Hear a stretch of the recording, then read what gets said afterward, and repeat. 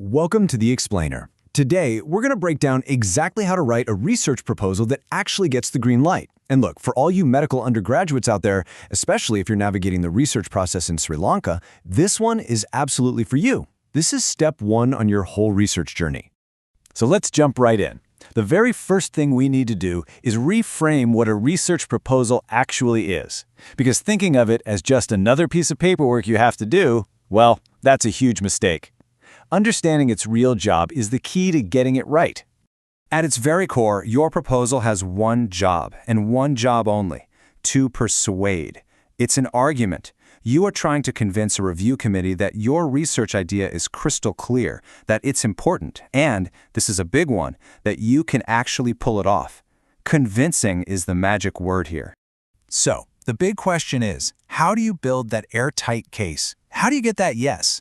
Well, it all starts with putting yourself in the committee's shoes and knowing the fundamental questions they're going to be asking as they read through your work.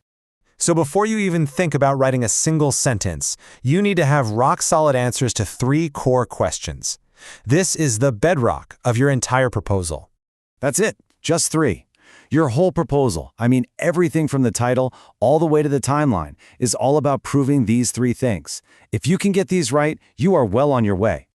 Okay, so here they are, the three pillars. First, is it totally 100% clear what you're researching? No fuzzy language, no ambiguity.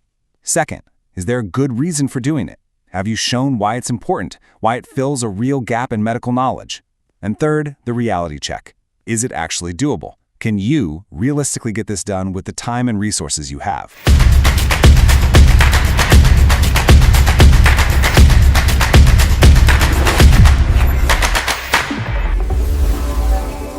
Now that we've got the why covered, let's get into the how. Think of this next part as the blueprint, okay? The 6 essential ingredients you need to construct that winning argument. We're just going to walk through each of these 6 parts, starting with your title and going all the way down to the nitty-gritty plan that proves you can get it all done. So first up, the provisional title. A good title does a lot of heavy lifting in just a few words. Now, this example here isn't medical, but I want you to notice how it clearly tells you the topic, the method, and the context. A strong medical title does the exact same thing. Something like, a randomized controlled trial on the efficacy of drug X for treating hypertension in a Sri Lankan population. See? Clear, precise. Next up, your introduction. This is your hook. You want to start off kind of broad, set the scene, and then quickly zoom in on your specific problem. But the absolutely crucial part here is to spell out the research gap you're filling. That becomes your powerful why. All right, now for the literature review. And let me just say, this is not just a summary of a bunch of papers you read. A great literature review does 3 very strategic jobs to help build your argument. First, it proves you've done your homework. It shows the committee you actually understand what's going on in your field. Second, it lets you really highlight that missing piece of the puzzle, that gap that your study is going to fill. And third, it perfectly sets you up to justify the research methods you choose later. And this right here is a really common trap. Your lit review has to be analytical, not just descriptive. You're not a reporter just listing what other people have said. No. You're more like a detective, synthesizing all the clues to build a compelling case for your own research.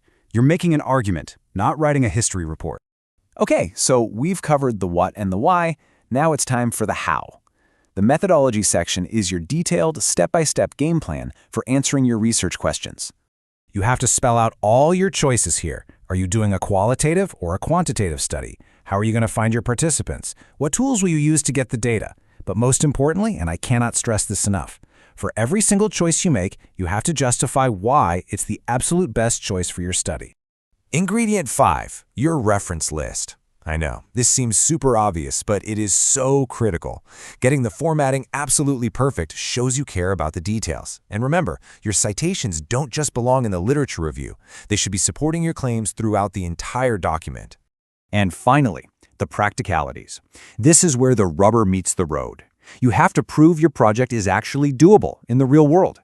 That means a realistic timeline. A Gantt chart is perfect for this, a budget if you need one, a plan for what might go wrong, and a really thorough section on ethics. Especially in Sri Lanka, getting ethics approval is a huge step, so you need to show you've got a clear plan for it. Okay, we've gone through the 6 ingredients. Now let's just quickly talk about how to avoid some of the most common mistakes that can get a proposal shot down. 3 quick pro tips for you. First up, and this is totally non-negotiable, you have to know your topic. You need to know the literature and your methods inside and out. Trust me, any experienced reviewer can tell in a second if you're just winging it. Do the reading before you start making claims. Tip number 2, please do not rush this process. A half-baked proposal is just going to lead to delays and frustration. It is so much better to take an extra week to get it right than to rush, submit something sloppy, and then wait a month just to get rejected. And third, polish your work. A proposal that's full of typos and grammar mistakes just screams that you don't care. It completely undermines your credibility. Get a friend, get a colleague, get someone to proofread it. A second pair of eyes makes a world of difference. So if you frame this whole thing as a persuasive argument instead of just a chore, and you build it using these 6 key ingredients, you are setting yourself up for a much, much smoother approval process. You have to remember, this document isn't just a hurdle. It's the launch pad for your important work.